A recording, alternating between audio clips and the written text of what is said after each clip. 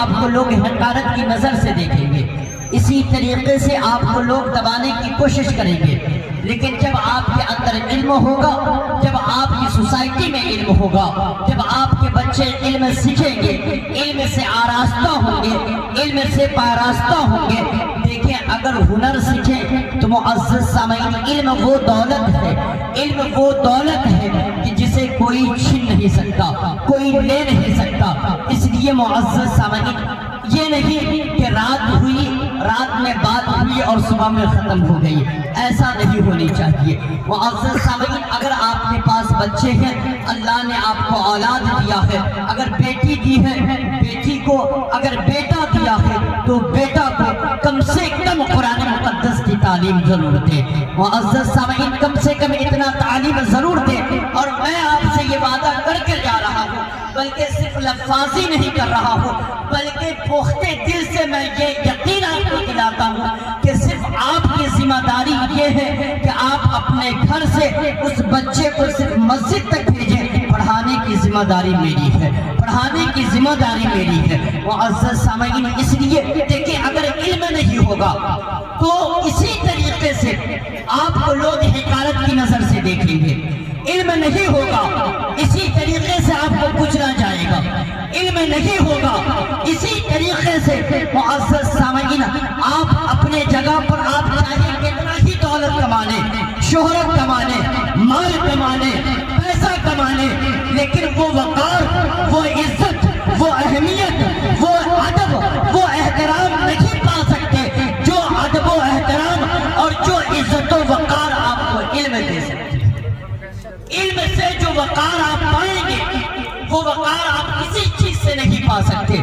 لوگ کیا چاہتے ہیں صاحب؟ زیادہ سے زیادہ آپ سے ایک دن کام لیں گے، اس کے نوعیت آپ کو 500 روپیہ دیں گے، 1000 روپیہ دیں گے، 400 روپیہ دیں گے، 200 روپیہ دیں گے۔ اس سے زیادہ آپ پر کوئی مہربانی نہیں کر سکتا، اس سے زیادہ آپ پر کوئی مہربان نہیں ہو سکتا۔ لیکن ہمیں تو یہ نظر آتا ہے کہ صاحب ہم نے ان کی خدمت کی، ہم نے ان کا کام کیا، چاہے یہ دنیا کا دستور ہے صاحب۔ ہم بھی اگر کسی کی یہاں نوکری کرتے ہیں، مثال کے طور پر ہم مسجد میں خدمت کر رہے ہیں تو گاؤں والے نے مجھے کیا دیا، معزز سامعین 7 سے 8 ہزار کا مہینہ دیتے ہیں، اور پھر کہتے ہیں کہ اس لیے کہ یہ دستور ہے۔ اگر دلو چاہ یہاں پہ بیٹھے ہیں، وہ کہیں کام کرتے ہیں تو اس کے کام کی نوعیت انہیں پیسہ دیا جاتا ہے۔ جیسے مثال کے طور پر ہاشم بھائی ہے، وہ اگر کہیں کا ٹینڈر لیے میت وغیرہ کا یا کہیں کام کر رہے ہیں تو زیادہ سے زیادہ کیا ہوگا صاحب کہ انہیں اس نوعیت کا پیسہ دیا جائے گا۔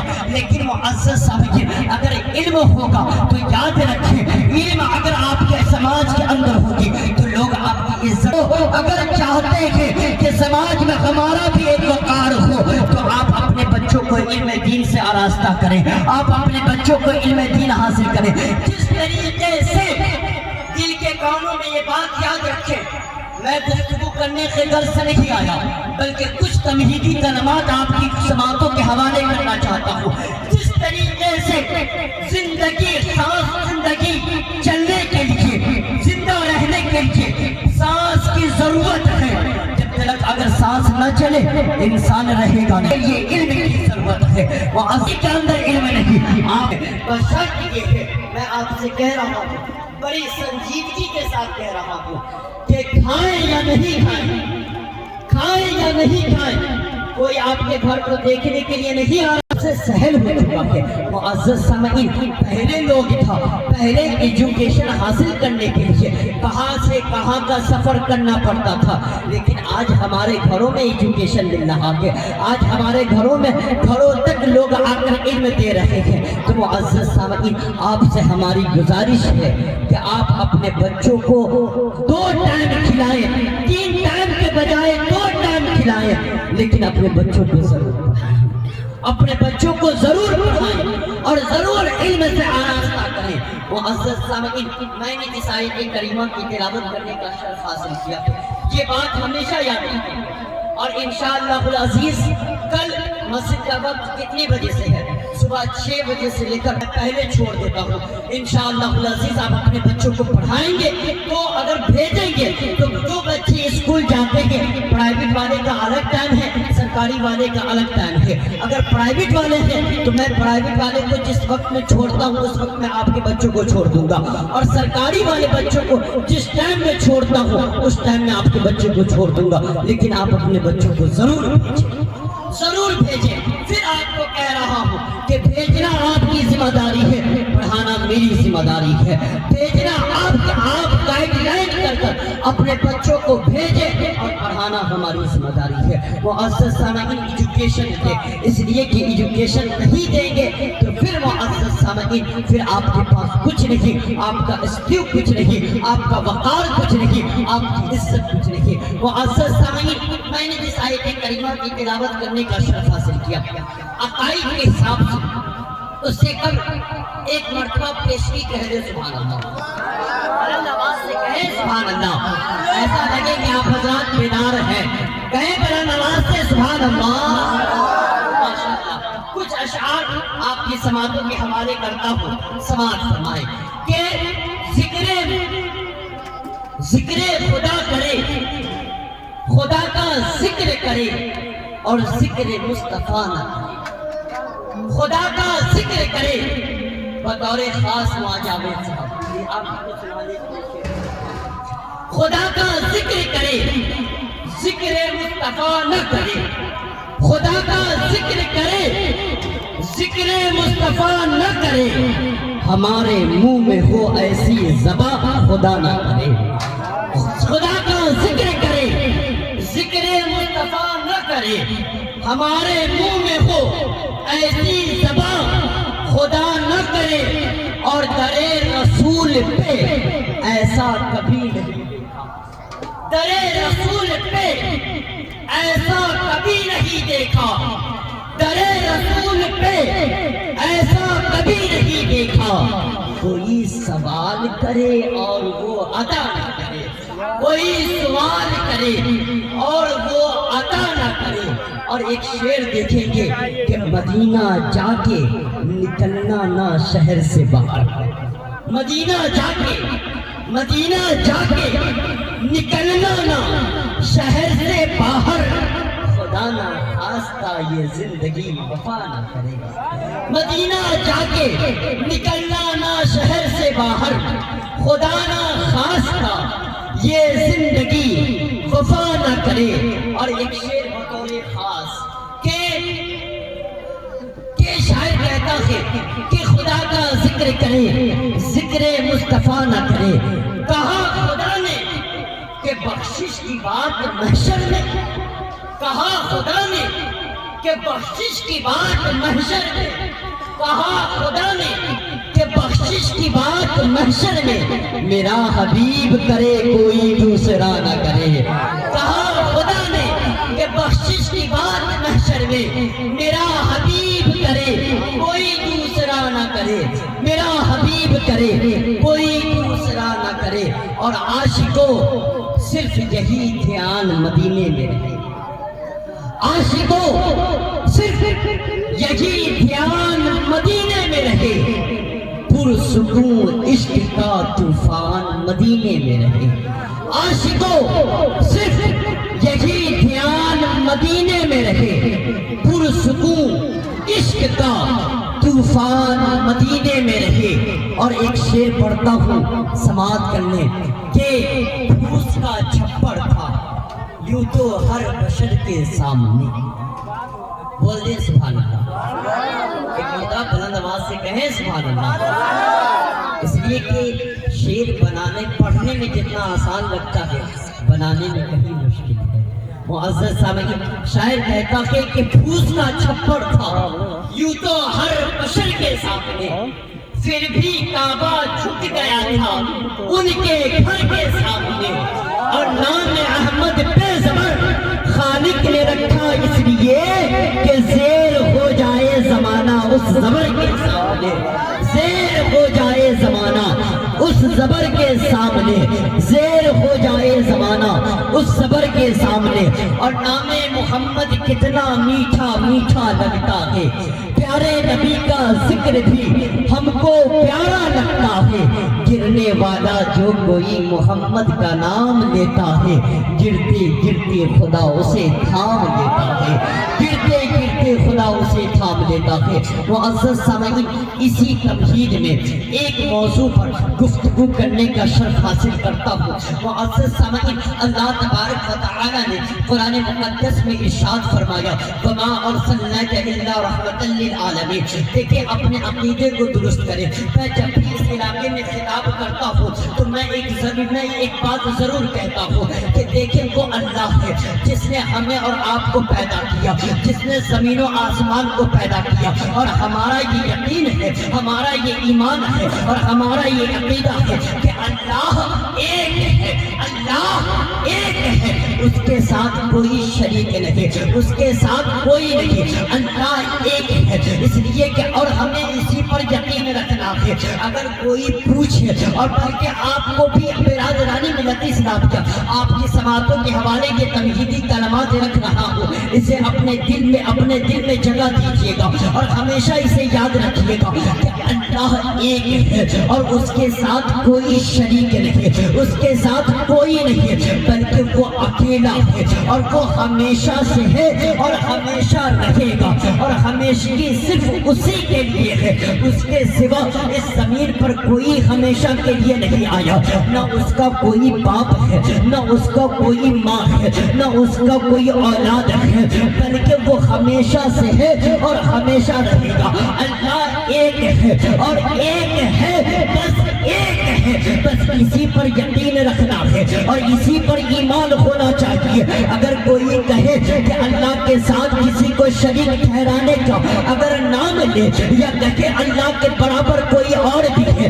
تو آپ اسی وقت کہہ دیں گے نہیں نہیں، بالکل نہیں، ہرگز نہیں، بلکہ اللہ ایک ہے۔ کیوں؟ اس لیے کہ اللہ تبارک و تعالی نے قرآن مقدس میں ارشاد فرمایا قل هو اللہ احد، اے محبوب آپ فرما دیجئے کہ اللہ ایک ہے، اللہ الصمد لم یلد ولم یولد ولم یکن له کفوا احد۔ وہ بے نیاز ہے، وہ ہمیشہ نہ اس کے کوئی اولاد ہے، نہ اس کا کوئی ماں باپ ہے، بلکہ وہ ہمیشہ سے ہے اور ہمیشہ رہے گا، اور ہمیشہ صرف اسی کے لیے ہے جو سب سے معتبر کتاب، جو سب سے اہم کتاب، جو سب سے لازانی کتاب، جو سب سے مثال کتاب، جسے دنیا قرآن مقدس کے نام سے جانتی اور پہچانتی ہے۔ اس مقدس کتاب میں اللہ نے صاف لب و لہجے میں کہہ دیا کہ اللہ ایک ہے، وہ اور اس کے ساتھ کوئی شریک نہیں۔ اور یہ بھی یاد رکھیں اللہ کے ساتھ اگر کوئی دوسرے کو شریک ٹھہراتا ہے، اگر کوئی کہے کہ اللہ کے ساتھ کسی اور کو بھی شریک ٹھہراتا ہے تو یاد رکھیں وہ مسلمان نہیں، وہ ایمان والا نہیں، اس لیے کہ وہ ایمان سے ہاتھ دھو بیٹھا، اس لیے کہ وہ معزز سمجھے جس وقت اللہ کے ساتھ کسی اور کو شریک ٹھہرایا سمجھے اس کا ایمان چلا گیا، اس کا عقیدہ چلا گیا، وہ اب مسلمان نہ رہا۔ اس لیے معزز سامعین، ایمان کی پہلی تمہید ہے کہ اس پر یہ مانے کہ اللہ ایک ہے اور اللہ نے جن چیزوں کے کرنے کا حکم دیا اس پہ عمل پیرا ہو جائے، اور جس چیزوں سے منع کیا اسے باز رہے۔ پھر معزز سامعین، جب یہ ایمان ہو گیا، یہ یقین ہو گیا کہ اللہ ایک ہے، تو اس کے بعد محمد رسول اللہ اللہ کے رسول ہیں، اللہ کے حبیب ہیں، اللہ کے نبی ہیں۔ معزز سامعین، اور قرآن مقدس اللہ کی بے مثل، اللہ کی باعظمت کتاب ہے، بابرکت کتاب ہے، بااہمیت کتاب ہے۔ معزز سامعین، تمہیدی کلمات آپ کی سماعتوں کے حوالے کر رہا ہوں۔ اب آئے ایک عنوان پہ گفتگو کروں اور اپنی گفتگو کو ختم کروں۔ بس ہماری گفتگو یاد رکھیں گے دو چیزیں، تین چیزوں پہ ہوئی ابھی۔ کیا؟ علم سب سے پہلے ضروری ہے۔ علم اگر آپ چاہتے ہیں کہ عزت، وقار، اہمیت اور آپ اپنے سماج میں سربلندی کے ساتھ اپنی زندگی گزاریں تو اس کے لیے آپ کو علم سیکھنا ہوگا۔ علم سے اپنے بچوں کو آراستہ کرنا ہوگا، اپنے بچوں کو علم سکھانا ہوگا۔ اور اس کے بعد نمبر 2 کہ اللہ ایک ہے، اس کے ساتھ کوئی شریک نہیں، اس کے ساتھ کوئی نہیں، وہ ہمیشہ سے ہے اور ہمیشہ رہے گا، ہمیشہ صرف اللہ کے ساتھ۔ اور پھر محمد رسول اللہ صلی اللہ علیہ وسلم اللہ کے رسول ہیں، اور کتاب جو سب 4 کتابیں ہیں، توریت، زبور، انجیل اور قرآن مجید، لیکن ہم جس نبی کے کلمہ پڑھنے والے ہیں اس نبی کا جو معزز سامعین جو اس نبی پر کتاب نازل ہوئی اسے قرآن مقدس کہتے ہیں۔ ہمیں قرآن مقدس پہ ایمان رکھنا ہے، اور جو کلمہ ہمیں ملا لا الہ الا اللہ، اللہ کے سوا کوئی معبود نہیں، اللہ کے سوا کوئی عبادت کے لائق نہیں، اور محمد رسول اللہ یعنی محمد اللہ کے رسول، اس پر ہمیں ایمان رکھنا ہے، ایمان رکھنا ہے، عقیدہ رکھنا ہے۔ تو معزز سامعین اور بھی تھوڑی تلمیدی کلمات ہیں ایمان مجمل کی طرح کہ آمنتو باللہ کما ہوا باسم، ایمان مفصل کی طرح کہ ایمان مفصل آمنتو باللہ وملائکتہ وکتبہ ورسولہ والیوم الآخر والقدر خیرہ وشرہ من اللہ تعالی والبعث بعد الموت، یہ ساری چیزیں ایمان کی تمہید ہے۔ اگر اس پر ہمارا یقین ہے، ایمان ہے، تو معزز سامعین ہم مسلمان ہیں۔ اب دیکھیں، بس تھوڑی دیر سماعت کریں اور اپنی گفتگو انشاءاللہ جو مجھے وقت دیا گیا ہے اسی وقت میں اپنی گفتگو ختم کروں گا۔ ایک ذات ہے دنیا میں، ایک ایسی ذات ہے جو بے مثال ہے، جو لاثانی ہے، اس جیسی ذات کوئی نہیں، اس جیسی ذات کوئی نہیں، وہ اسی ذات محمد رسول اللہ۔ دنیا کے اندر ایک ایسی ذات ہے جس کے مثل کوئی ذات نہیں، جس کے جیسا کوئی ذات نہیں، جس ذات کو دنیا محمد رسول اللہ کہتی ہے۔ یہ محمد رسول اللہ کون ہے؟ یہ محمد رسول اللہ کون ہے؟ معزز سامعین، جس نبی کا ہم کلمہ پڑھتے ہیں اور اللہ تبارک و تعالی نے جس نبی کے امت میں ہمیں پیدا کیا، معزز سامعین کم و بیش 1,24,000 انبیاء و رسول بھیجے، لیکن ان تمام نبیوں میں سب سے افضل اعلیٰ مرتبہ اگر کسی کا ہے تو وہ ہمارے اور آپ کے رسول آقا جہاں صلی اللہ علیہ وسلم کی ہے۔ معزز سامعین، تو اس دنیا میں ایک ایسی ذات ہے کہ اس کے مثل کوئی ذات نہیں، وہ اسی ذات کو محمد رسول اللہ کہتے ہیں۔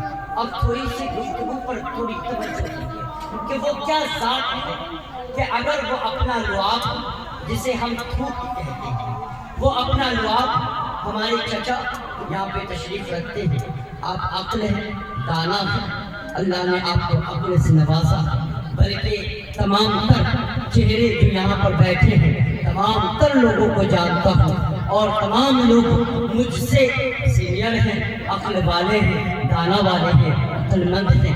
آپ کی سماعتوں کے حوالے کچھ باتیں رکھنے کی کوشش کرتا ہوں، بس آپ سے گزارش ہے کہ بطور خاص ملاحظہ فرمائیں، میری گفتگو پر تھوڑی سی توجہ کا طالب ہوں، اس لیے کہ ایک ذات ہے جسے محمد عربی صلی اللہ علیہ وسلم کہتے ہیں، جسے محمد رسول اللہ صلی اللہ علیہ وسلم کہتے ہیں۔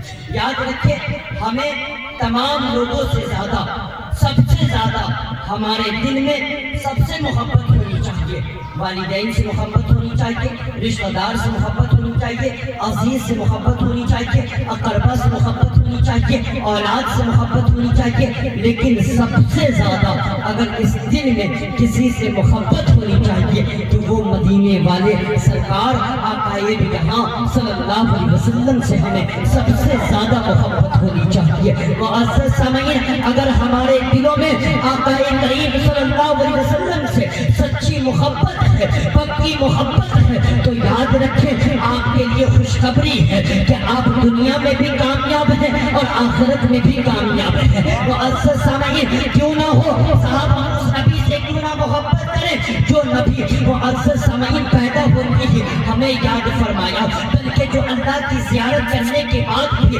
معراج پہ جانے کے بعد بھی ہم گناہگاروں کو نہ بھولا۔ معزز سامعین، پل صراط میں ہمیں کسی کی ضرورت پڑے گی تو اسے محمد عربی کہتے ہیں۔ معزز سامعین، اگر قبر کی اس تاریکی میں اگر ہمیں کوئی سہارا دے گا تو اسے محمد عربی کہتے ہیں۔ پل صراط کے پل پر وہ پل صراط جو بال سے باریک ہے، معزز سامعین، اس پل صراط پر اگر ہمارا کوئی ساتھ دے گا، کوئی رہنما ہوگا تو اسے محمد عربی کہتے ہیں۔ معزز سامعین، میزان عمل میں اگر کوئی ہمارا ساتھ دے گا تو اسے محمد عربی کہتے ہیں۔ وہ ذات ہے جو ہمارے دلوں میں سب سے زیادہ محبت اگر کسی سے ہونی چاہیے تو وہ محمد عربی کی ذات ہے، آقائے جہاں صلی اللہ علیہ وسلم کی ذات ہے۔ لیکن اب تھوڑی سی گفتگو پر تھوڑی توجہ کا طالب ہوں کہ معزز سامعین، ایک ذات ہے کہ اس کے مثل کوئی ذات نہیں، وہ ایسی ذات ہے،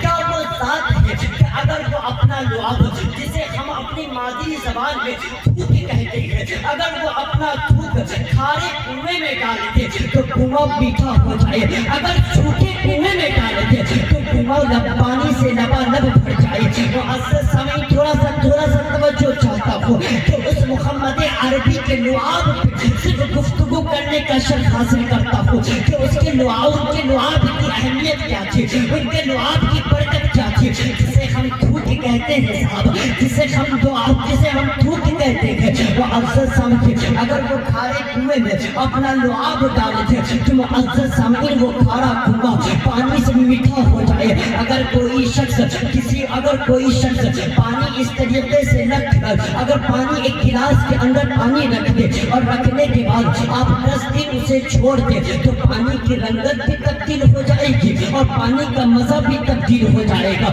لیکن کیا بات ہے صاحب، کیا بات ہے، کیا شان ہے لعاب مصطفیٰ کی کہ آج 1450 سال گزر چکے ہیں، لیکن جیسے ہی محمد عربی نے اپنا لعاب اس کھارے کنویں میں ڈالا تھا، آج تک وہ کنواں میٹھا ہے۔ اگر سوکھے کنویں میں وہ اپنا لعاب ڈالتے تو معزز سامعین، لعاب مصطفیٰ کی برکت سے وہ سوکھا کنواں پانی سے لبالب بھر جاتا ہے۔ پھر معزز سامعین، اسی لعاب کی طرف آئے کہ اگر وہی لعاب جابر کے ہانڈی میں ڈال دیا جائے تو پورا لشکر اس سے روٹی کھاتا ہوا نظر آتا ہے۔ اگر وہی لعاب اگر جابر کے ہانڈی میں ڈال دیا جائے تو پورا لشکر اس سے کھانوں سے شیراب ہوتا ہوا نظر آتا ہے۔ اسی لعاب کی طرف آگے ایک لعاب ہے صاحب، کتنا کام کر رہا ہے، اگر کھارے کنویں میں ڈالے تو میٹھا ہو جائے، اگر سوکھے کنویں میں ڈالے تو پانی سے لبالب بھر جائے، اگر جابر کے ہانڈی میں ڈالے تھے تو پورا لشکر کھاتا ہوا نظر آگے، اگر روٹی کے دانے میں اگر روٹی جہاں گوندی جاتی ہو اگر اس میں ڈالے تھے تو پورا لشکر اس سے روٹی کھاتا ہوا نظر آگے۔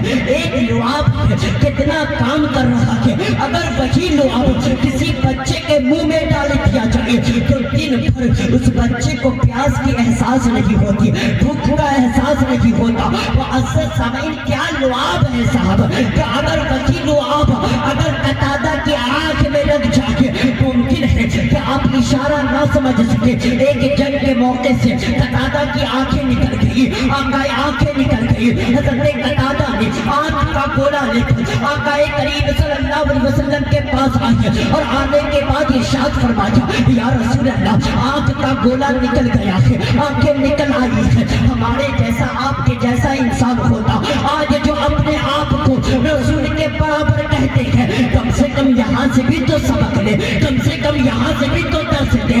ارے جب تمہارا لعاب نبی کے لعاب کے برابر نہ ہو سکا، جب تمہارا تھوک نبی کے تھوک کے برابر نہ ہو سکا، تمہارا پسینہ نکلے تو بدبو، نبی کا پسینہ نکلے تو خوشبو، جب تمہارا لعاب نبی کے لعاب کے برابر نہ ہو سکا، جب تمہارا پسینہ نبی کے پسینے کے برابر نہ ہو سکا تو تم نبی کے برابر کیسے ہو سکتے ہو؟ تھوڑا تو عقل کی ناخن لو صاحب کہ تم کس کے بارے میں کیا کہہ رہے ہو، تھوڑا سوچو تو صحیح، فکر تو کرو، توجہ تو کرو۔ لیکن لیکن معزز سمجھے آقا کریم صلی اللہ علیہ وسلم کی طرف آئے، وہی لعاب ہے کہ معزز سمجھے جب قتادہ کی آنکھیں نکلنے کے بعد آنکھ کا گولا نکل نبی کریم کے نبی آخر الزمان کی بارگاہ میں آئے اور آنے کے بعد ارشاد فرمایا یا رسول اللہ آنکھ کا گولا نکل آیا ہے۔ تو معزز سمجھے اگر ہمارے جیسا آپ کے جیسا انسان ہوتا تو یہ ضرور کہتا آنکھ کا گولا نکل آیا تو جڑی بوٹی کا استعمال کر، ڈاکٹر کو دکھا، کسی حکیم کو دکھا اور اس کا انتظام کر، لیکن اختیار مصطفیٰ پہ قربان چاہیے، قربان جاؤ صاحب، جس نبی کا کلمہ پڑھتے ہو، جس نبی پر اپنی جانیں دینے کے لیے تیار ہو، اس نبی کی شان ملاحظہ کرو۔ وہ عزت سمجھے اس نبی نے فرمایا، وہ نبی کہتے ہیں برادرانی ملت اسلام جیسے ہی قتادہ نے کہا نا کہ آنکھ کا گولا نکل آیا ہے، میرے نبی میں آقا کریم صلی اللہ علیہ وسلم نے لعاب نکالا اور لعاب نکالنے کے بعد قتادہ کی آنکھ میں لگایا اور آنکھ میں لگانے کے بعد وہ آنکھ کا گولا ڈال دیا۔ قتادہ کہتے ہیں کہ جتنا میں پہلے دیکھتا تھا، قتادہ کہتے ہیں جتنا میں پہلے دیکھتا تھا لعاب مصطفیٰ کی برکت سے اسے زیادہ مصطفیٰ کی برکت سے۔ سوچ اگر تو سوچ سکے تو سوچ محمد کیسے ہے جن کے لیے خود کعبہ جمع ہو، سوچ محمد کیسے ہے جب تک چاہا چاند سے کھیلا، جب چاہا تب توڑ دیا، ارے توڑ کر اس کو پھر سے جوڑا۔ سوچ محمد کیسے ہے اور مرضی رب سے اور نبیوں کا مسجد اقصیٰ تھا قبلہ، مرضی رب سے اور نبیوں کا مسجد اقصیٰ تھا قبلہ، سوچ جن کے قبلہ بدلے، سوچ محمد بدلے، سوچ محمد کیسے ہیں، سوچ سے جن کے قبلہ بدلے، سوچ محمد کیسے ہیں، سوچ اگر تو سوچ سکے تو سوچ محمد کیسے ہیں۔ معزز سامعین یہی تک نہیں محدود بلکہ وہی لعاب مصطفیٰ ہے آقا کریم صلی اللہ علیہ وسلم آئے، اسی لعاب کی طرف آئے۔ معزز سامعین فاتح خیبر کا وقت آقا کریم صلی اللہ علیہ وسلم نے اعلان فرمایا کل اسے پرچم دوں گا جو اللہ کا محبوب ہے اور اللہ و رسول سے محبت کرنے والا ہے۔ معزز سامعین آقا کریم صلی اللہ علیہ وسلم نے ارشاد فرمایا کہ کل اس کے ہاتھ میں پرچم دوں گا، علم دوں گا جو خیبر کو فتح کرے گا۔ معزز سامعین اب صحابہ چین بے قرار کہ کل ہوگی تو ہمیں یہ پرچم ملے، ہمیں اگر پرچم میسر ہوگا تو یہ فضیلتیں ہمیں ملے گی کہ میں فاتح خیبر بنوں گا، پھر میں محب بھی بنوں گا، محبوبیت کی سند بھی پاؤں گا۔ معزز سامعین تین فضیلتیں ملے گی۔ المختصر یہ کہ رات بھر بے چینی میں رات گزاری گئی، صبح ہوئی تو صحابہ کرام کی قطار لگی ہوئی ہے۔ معزز سامعین اب بلکہ تاریخ میں یوں تک آیا، بڑی مختصر میں بیان کرتا ہوں، تاریخ میں یوں تک آیا کہ صحابہ پنجوں کے پر کھڑے ہو کر اپنا چہرہ دکھاتے تھے کہ کبھی خیال مصطفیٰ سے اگر میں بھلا دیا جاؤں تو میں نظر آ جاؤں تاکہ یہ فضیلتیں مجھے میسر ہو، تاکہ یہ برکت مجھے میسر ہو۔ آقا کریم صلی اللہ علیہ وسلم نے سب پہ نظر ڈالی اور ڈالنے کے بعد فرمایا اینا علی، علی کہا ہے؟ کسی نے کہا یا رسول اللہ انہیں آسوب چشم ہے۔ معزز سامعین آنکھ میں تکلیف ہے، برادرانی ملت اسلام کیا ہمارے جیسا آپ کے جیسا انسان ہوتا اور ہم خطاب کے لیے کسی کا انتخاب کرتے، اگر فون آ جاتا کہ بیمار ہے تو ہم مقرر چینج کر دیتے ہیں، ہم خطیب چینج کر دیتے ہیں، اس لیے کہ بیمار خطیب نہیں خطابت نہیں کر سکتا۔ لیکن معزز سامعین جتنی طاقت خطابت کرنے کے لیے چاہیے اس سے کہیں زیادہ طاقت جنگ کرنے کے لیے چاہیے، لیکن وہ اختیار مصطفیٰ تھی، وہ انتخاب مصطفیٰ تھا۔ معزز سامعین کسی نے کہا یا رسول اللہ آنسوئے علی کو آنسوئے چشم ہے، علی کی طبیعت علی ہے۔ معزز سامعین مصطفیٰ نے فرمایا بلاؤ علی کو۔ معزز سامعین المختصر میرے مولا آئے، آنے کے بعد جیسے ہی مولا آئے آقا نے فرمایا علی کیا ہوا؟ فرمایا یا رسول اللہ آنکھ میں تکلیف ہے۔ معزز سامعین آقائے دو جہاں صلی اللہ علیہ وسلم نے وہی لعاب نکالا اور لعاب نکالنے کے بعد علی کے آنکھوں میں لگایا۔ مولا کائنات فرماتے ہیں کہ پھر علی کو پوری زندگی آنکھ کی کبھی تکلیف نہیں ہوئی ہے۔ آپ سوچیں تو صحیح، ایک لعاب ہے صاحب، کتنی برکتیں ہیں اس کی۔ پھر آپ اسی طریقے سے غار ثور کا واقعہ دیکھ لیں۔ غار ثور میں ایک زہریلا سانپ تھا جو کافی دنوں سے نبی کے آمد کا انتظار کر رہا تھا، جو کافی دنوں سے نبی کے زیارت کا انتظار کر رہا تھا۔ اسے معلوم تھا اگر اس سانپ کی حقیقت پہ جائیں گے آپ تو آپ کو پتہ چلے گا وہ حضرت موسیٰ علیہ السلام کے دور کا تھا، اس لیے کہ موسیٰ علیہ السلام ایک مرتبہ خطاب کر رہے تھے کہ ایک نبی آئے گا جو تمام نبیوں میں افضل ہوگا، جو تمام نبیوں میں ممتاز ہوگا، جو تمام لوگوں کی سیرت و صورت بیان کر رہے تھے۔ تو اس صاحب نے حضرت موسیٰ سے پوچھا تھا کہ اچھا یہ بتاؤ کہ وہ نبی ملیں گے کہاں؟ تو کہا وہ مدینے میں مکے میں آئیں گے، مدینے ہجرت کریں گے، لیکن کوئی ایک ایسی جگہ تجھے بتا دیتا ہوں کہ تو چلا جا، وہاں مصطفیٰ ضرور آئیں گے، جسے غار ثور کہتے ہیں۔ ہجرت والی رات وہ ضرور آئیں گے، جب وہ مکہ سے مدینہ ہجرت کریں گے تو وہ وہی قیام پذیر ہوں گے۔ المختصر وہ سانپ وہی رہا۔ المختصر یہ کہ سانپ تو آج نبی تو غار ثور میں آ چکے، سانپ نے سوچا نبی تو آ چکے لیکن نکلوں تو نکلوں کیسے؟ اس لیے کہ صدیق کا تلوہ میرے لیے رکاوٹ بن گیا۔ المختصر سوچا محبوب تو آ چکے، زیارت کروں تو کیسے کروں؟ زیارت کروں تو کیا کروں؟ کیسے کروں؟ زیارت مصطفیٰ، برادران ملت اسلام کی زیارت مصطفیٰ معزز سامعین، اس سانپ نے حضرت صدیق اکبر کے تلوے میں ڈسا۔ جیسا کہ ڈسنا تھا معزز سامعین حضرت صدیق کے آنکھوں سے آنسو نکلے، چہرے بددعا پہ پڑی، چہرے بددعا پہ جو نہیں پڑھنا تھا، چہرے بددعا کھلی اور کھلنے کے بعد کہا صدیق تجھے کس چیز نے رلایا؟ کہا یا رسول اللہ آپ سانپ نے ڈس لیا۔ آقا کریم صلی اللہ علیہ وسلم نے اپنا لعاب نکالا۔ ایک لعاب ہے صاحب، کیا کام کر رہا ہے؟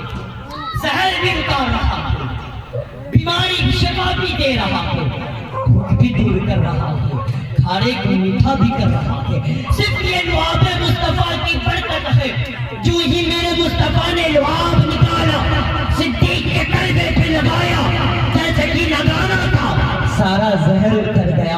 اے لوگو میں تم سے کہنا چاہتا ہوں کہ تمہارا تھوک لگے تو زہر نہ اترے، نبی کا تھوک لگے تو زہر اتر جائے، تمہارا پسینہ نکلے تو بدبو، نبی کا پسینہ نکلے تو خوشبو۔ معزز سامعین اب اختیار مصطفیٰ پہ قربان جائیں۔ آقا کریم صلی اللہ علیہ وسلم کے چہرے بددعا کا کیا کہنا؟ جسے صدقہ ملا، جسے حسن یوسف کہتے ہیں، جسے مصطفیٰ کا صدقہ ملا، جسے صدقہ ملا، اس کے حسن کا یہ عالم کہ اس کے حسن کو دیکھ کر مصر کے عورتوں نے اپنی انگلی کو کاٹ لی، لیکن احساس تک نہ ہوا۔ بس اسی سے اندازہ کر لے کہ جس کے حسن کا صدقہ ملا اس کے حسن کا یہ عالم ہے، تو جس کا صدقہ ملا ہو اس کے حسن کا عالم، جس نے حسن کا صدقہ ملا اس کے حسن کا یہ عالم ہے، تو جس کا صدقہ ملا ہو اس کے حسن کا عالم کیا ہوگا؟ معزز سامعین اب تھوڑا سا توجہ کریں۔ آقا کریم صلی اللہ علیہ وسلم کے پسینے جب پسینہ نکلتے تھے تو معزز سامعین ہمارے جیسا آپ کی جیسا پسینہ نہیں نکلتا، بلکہ وہ نبی آخر الزمان معزز سامعین، اسی لیے تفسیر اور مفسرین نے لکھنے والوں نے کیا لکھا ہے، اسی لیے کسی نے یہ نہیں کہا کہ نبی ہم نے نبی کے بہتے ہوئے پسینے کو لیا، بلکہ کسی نے بھی کہا کہ ہم نے، جس نے بھی لکھا یہی کہا کہ ہم نے نبی کے پسینے کو سمٹ کر لیا، اپنے ہاتھ میں لیا۔ معزز سامعین المختصر یہ کہ مفسرین میں لکھنے والے نے تاثرہینی انداز میں اس چیز کو لکھا، فرمایا کہ جب پسینہ نکلتا ہے، بلکہ ہمارے بچے ہیں تھوڑا سا بتا دوں، جب پسینہ نکلتا ہے جوڑ سے نکلتا ہے، جب پسینہ نکلتا ہے جان جوڑ جہاں سے ملتی ہے وہاں سے نکلتا ہے، اور نکلنے کے بعد بہتا ہے، اور بہنے کے بعد اب زبان حیا خاموش ہے کہ کہاں تک بہتا ہے، اس پہ زبان حیا خاموش ہے۔ لیکن آقا کریم صلی اللہ علیہ وسلم کا پسینہ کبھی نکل کر بہا نہیں، بلکہ صحابہ فرماتے ہیں کہ حضور کا پسینہ پیشانی پہ آ کر اس طریقے سے جم جاتا تھا جیسے کہ کسی نے سونے کے پلیٹ پر موتی کی، کسی نے ایسا لگتا تھا کہ جس طریقے سے کسی نے سونے کے پلیٹ پر موتی کے چاندی کے موتی کاٹ دیے ہو۔ برادران ملت اسلام کیا اب تھوڑا اندازہ کریں، آقا کریم صلی اللہ علیہ وسلم کے ابرو مبارک بھی تھے، لیکن جب دور سے دیکھنے پر وہ ملے ہوئے نظر آتے تھے، لیکن جب قریب سے دیکھنے پر وہ الگ الگ معلوم ہوتے تھے۔ آقا کریم صلی اللہ علیہ وسلم کے چہرے کے متعلق وہ عزیز سامعین کسی نے کہا کہ چاند کے ہندوستان کے تلوار کی طرح چمکتا تھا، بنا کر دیا گیا، نہیں اس لیے کہ تلوار لمبوتری ہوتی ہے، فرمایا گیا حضور کا چہرہ چاند کی طرح چمکتا تھا، اس لیے کہ حضور کا چہرہ گول تھا۔ وہ عزیز سامعین بتانا یہ چاہتا ہو کہ اب دیکھیں آقا کریم صلی اللہ علیہ وسلم کی ذات کریمہ، اگر لعاب جسے دیکھیں وہ شفا پاتا ہے، اگر لعاب اگر کسی کے منہ میں ڈال دے تو اسے بھوک نہ لگے۔ بس اب جس گفتگو کے لیے میں نے اتنی تمہید باندھی ہے، بس اس نتیجے کو آپ کی سماعتوں کے حوالے کرنا چاہتا ہوں، بطور خاص ملاحظہ کریں گے۔ وہ عزیز سمجھے آقا کریم صلی اللہ علیہ وسلم کے لعاب کی وہ برکت ہے کہ اگر کسی بھوکے کے منہ میں ڈال دیا جائے تو اسے بھوک نہیں لگتی، اسے پیاس نہیں لگتا۔ اگر کسی بیمار کو دے دیا جائے تو وہ شفا یاب ہو جاتا ہے۔ وہ عزیز سمجھے اسی طریقے سے وہ شفا یاب ہو جاتا ہے، اسی طریقے سے وہ عزیز سامعین آقا کریم صلی اللہ علیہ وسلم کا چہرہ اس طرح حسین تھا کہ جسے صدقہ ملے وہ عزیز سمجھے وہ اگر وہ جسے صدقہ مل جائے اس کے چہرے کو دیکھ کر لوگ اپنی انگلی کو کٹانے پر مجبور ہو جائیں۔ پھر معزز سمجھے اور اسی طریقے سے آقا کریم صلی اللہ علیہ وسلم نے حضور صلی اللہ علیہ وسلم کا قلب مبارک اگر آپ اپنے قدم پاک کو اگر زمین پر رکھتے تو قدم کے نشان نہیں پڑتے، لیکن اگر پتھر پہ رکھتے تو قدم کے نشان پڑ جاتے۔ حضور فرماتے ہیں کہ جب میں اپنے امی کے ساتھ آیا کرتا تھا اور اس وقت جو پتھر مجھے سلام کرتے